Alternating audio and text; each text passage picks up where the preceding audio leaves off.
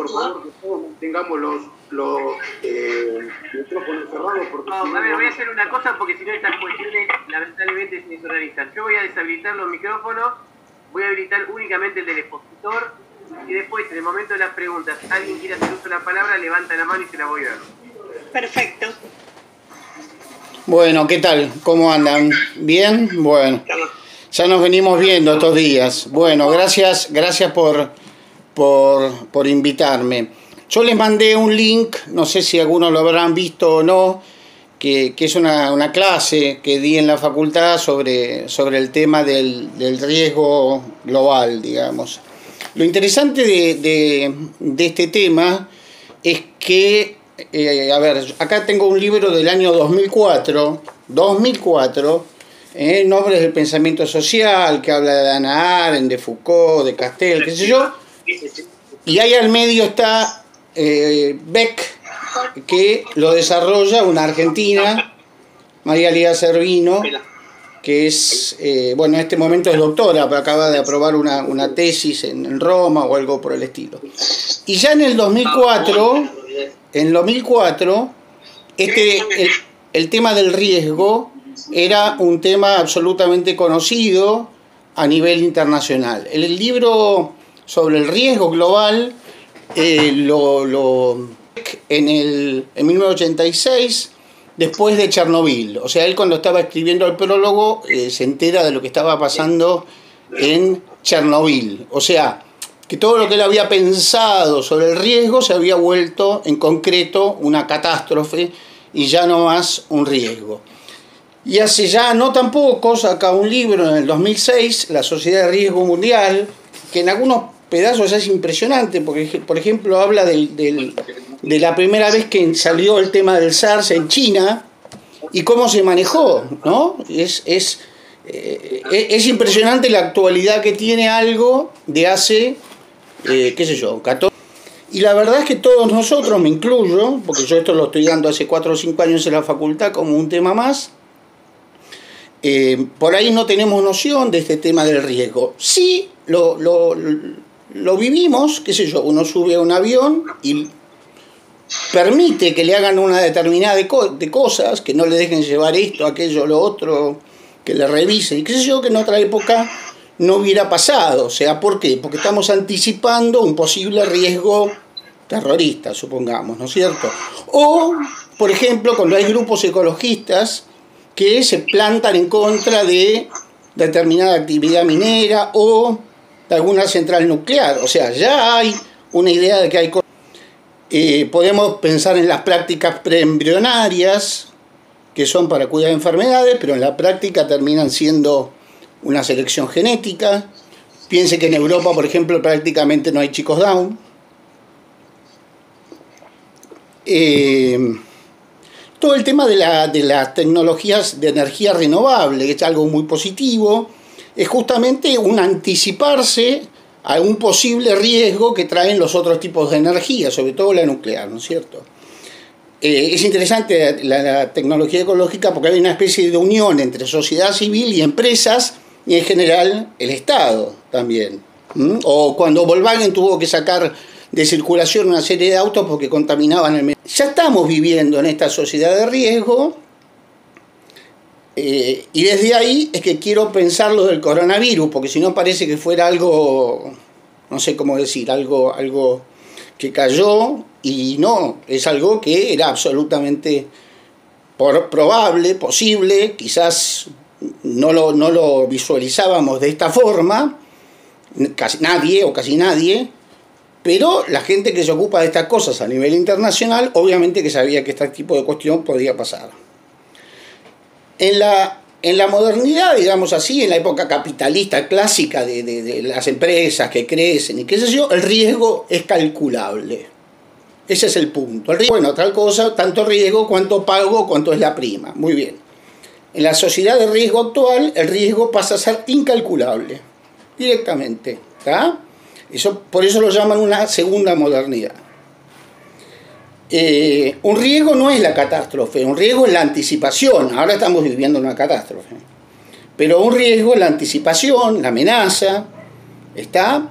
Si uno esa amenaza la toma, en alguna medida se transforma esa amenaza en algo que, bueno, tiende a ser positivo porque uno busca evitarlo, ¿tá? Por ejemplo, el tema del cambio climático, uno sabe que eso existe, que trae problemas, ha motivado cantidad de reuniones internacionales, que mucho no pasa, pero bueno, se va previendo la posibilidad de una catástrofe y es distinto que si no se prevé nada, ¿no es cierto? Y acá surge que se le pide al Estado una cierta obligación de seguridad. El problema, en realidad, es que cuando hablamos de riesgos, imaginamos algunos riesgos, pero hay riesgos sobre los que no sabemos cómo van a ser. Este en realidad no sabíamos que iba a ser, nadie podía saber que iba a ser así. Y además no hay medios como para anticiparse a todos los posibles riesgos, es una cosa de ciencia ficción. Y entonces el Estado tiene que de alguna manera sobreactuar su posibilidad de manejar esos riesgos que en la realidad no sabe cómo manejarlos y no tiene medios porque es imposible que los tenga, ni acá, ni en China, ni en Estados Unidos, ni en ningún lado.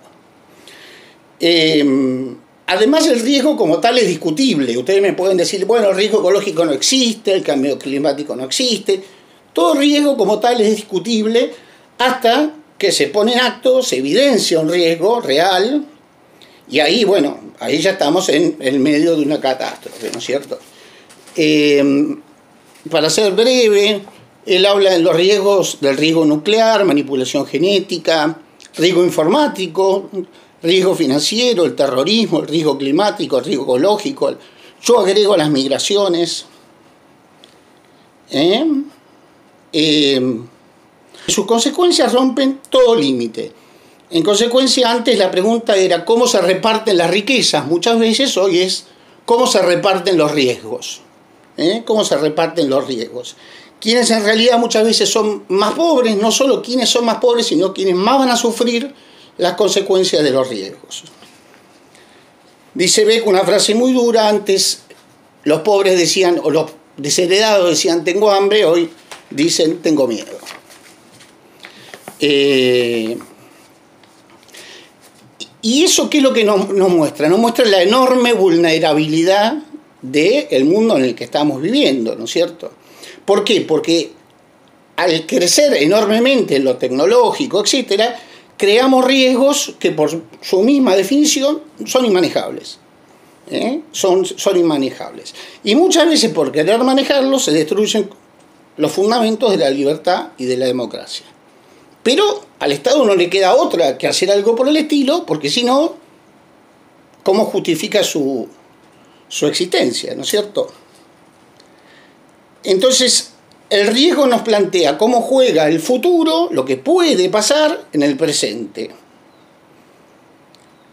Nos da una idea de que hay que tener una responsabilidad hacia las generaciones futuras, quizás no tan generaciones, sino poquitos años, y cambia la idea de democracia y libertad porque en alguna medida se aceptan restricciones que de otra manera no se habrían soportado, digamos, ¿no? El riesgo además lamentablemente divide. Hay personas riesgosas, grupos de riesgo. Es muy paradójico lo de los médicos. Lo aplauden a las 9 de la noche y a las 10 no lo dejan entrar en algunos consorcios. Una cosa bastante loca, ¿no?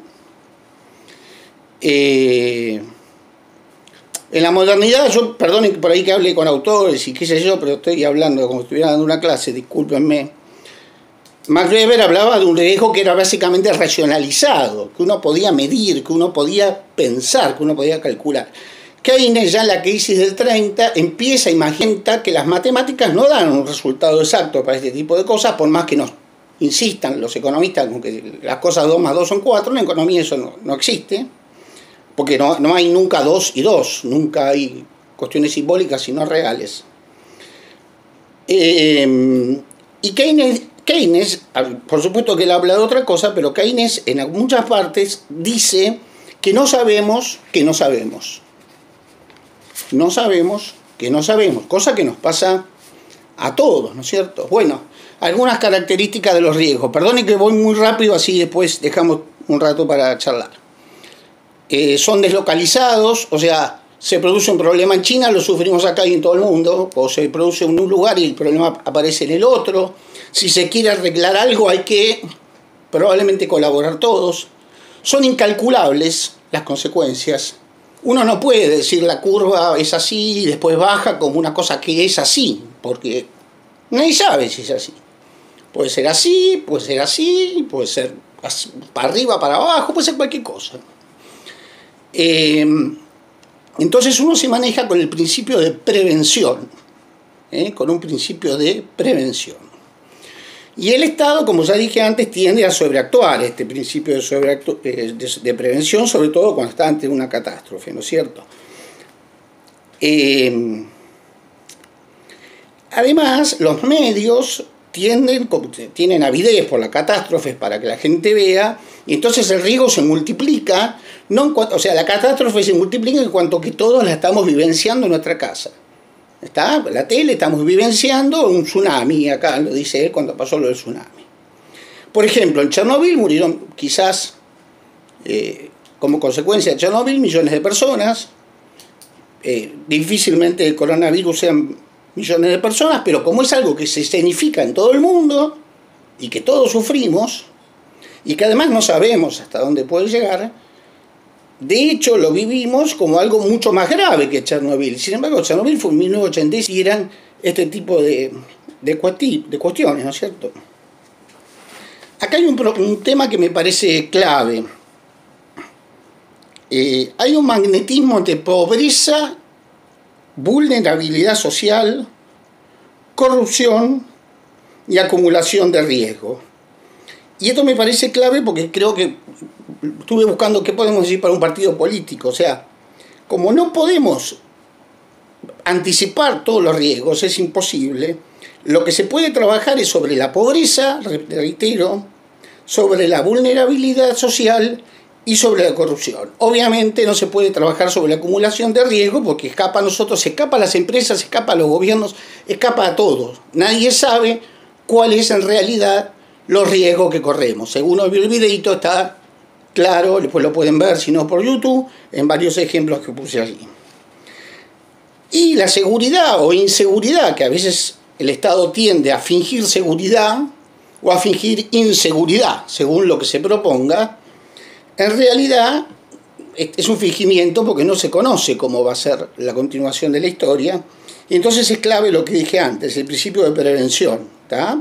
En la pobreza, en la vulnerabilidad y en la corrupción. Esa gente probablemente vaya a sufrir menos cualquier catástrofe, cuanto menos pobre, cuanto menos vulnerable sea, todos nosotros, obviamente. Qué sé yo, si esto sale bien y qué sé yo, va a haber cientos de respiradores por todos lados. Se va a acabar este riesgo porque ya va a estar controlado, pero va a haber otros miles de riesgos que a veces ni sabemos cuáles son, que no tenemos manera de anticiparlos en forma alguna, digamos. Incluso hay riesgos que nos van matando de a poco y de alguna manera vamos negando, como el riesgo climático. El riesgo climático lo vamos negando, seguimos destruyendo todo, y es como que administramos de una manera bastante suicida, pero no un suicidio rápido, como aquel que bebe, pero piensa que hasta dónde puedo beber, hasta dónde puedo fumar, para no morirme rápido. Pero es un riesgo concreto y real, digamos. No sabemos hasta dónde va a llegar, si se va a poder seguir administrando así. Bueno, todo riesgo es ambivalente, o sea, la respuesta puede ser la negación frente al riesgo, estilo Bolsonaro, puede ser una apatía, una especie de nihilismo, un qué me importa, o puede ser una especie de hacerse cargo y intentar mitigarlo. Para eso hay que salir tanto del individualismo como del estatismo y pasar a una especie de acuerdo ante cada situación que se llama momento cosmopolita para este hombre, tipo político, entre los actores que pueden mitigar ese riesgo concreto. Estados, instituciones científicas, etc. Bueno, y quiero terminar enseguida. A veces los esfuerzos de control racionales son irracionales, generan más riesgos incluso. Entonces, la realidad es que tenemos que aceptar que vivimos en ese mundo de riesgo, que la tecnología unida a un capitalismo ya no de libre mercado y nada más, sino de acumulación, más allá de cualquier cosa, no puede manejar los riesgos, porque el mercado con lógica natural se maneja con riesgo, se maneja aceptando riesgo. Bueno, no puede manejar una pandemia el mercado, es absolutamente imposible. Para no terminar tan mal, vamos a decir que no es la salida, pero lo que dice Beck es que hay que tender a un cosmopolitismo. O sea, que ningún Estado puede resolver estos problemas por sí solo, que es lo que vimos en esta oportunidad.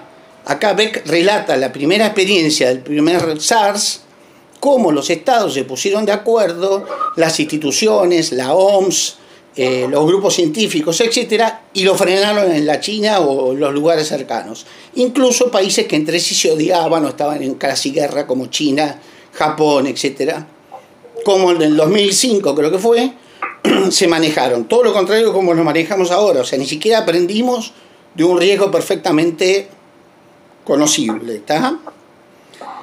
Entonces, abrirse el Estado a un tema más cosmopolita. ¿Está? Más allá de la posición ideológica que a uno le guste o no le guste, la globalización es un hecho. ¿Está? Ninguna nación puede manejar este tipo de problemas por sí sola. Unilateralmente no tiene sentido. No deja de caer el sol y de romper la piel en una frontera. Es imposible. Por más que ahora se manejen, ahora vamos a tener problemas. Entonces, necesidad de cooperación, necesidad de organizaciones internacionales. Los movimientos sociales, para él, cree que muchas veces pueden dar respuesta en esto de dar respuesta, digamos, a tener una estructura que no deje funcionar este magnetismo entre pobreza, vulnerabilidad social, corrupción, más riesgo.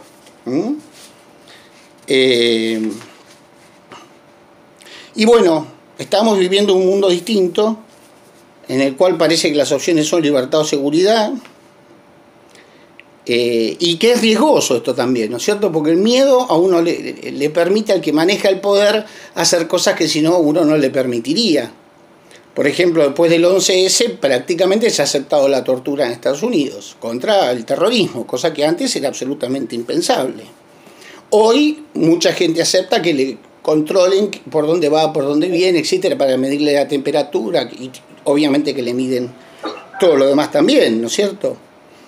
Y saben todo lo que uno hace, lo que no hace, etcétera, etcétera, etcétera. O sea, ojo, porque el cuidado del riesgo nos puede llevar a una seguridad muy insegura y nos puede llevar a alguna forma de autoritarismos. La mayoría de los autores, sin embargo, son bastante, no son tan, digamos, tan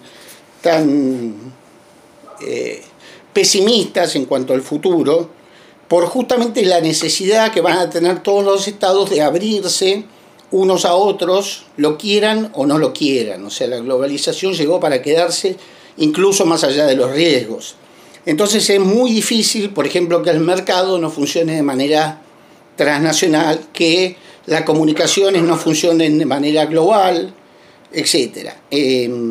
Pero siempre hay que no tener miedo, diría yo, y saber que la opción entre libertad o seguridad es falsa. O sea, en realidad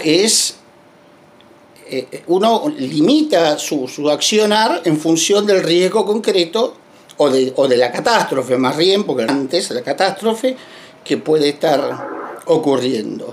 Yo creo que tener esos conceptos elementales, lo que nos tenemos que plantear ahora es qué puede hacer un grupo de gente que toda la provincia de Buenos Aires como nosotros en relación a esta catástrofe, porque ya es una catástrofe, no es un riesgo, y a los próximos riesgos, porque los riesgos llegaron para quedarse. ¿Está? Los riesgos, este señor escribió en el 86. Mi amiga escribió en el 2004. Yo tengo una materia que se llama Tecnocracia que habla de esto hace 6 años en la facultad. Nadie nos da bola. Bueno, ahora que lo visualizamos en casa, que uno tiene una imagen, una foto de esas terribles de Italia o qué sé yo, todos sabemos que este riesgo existe.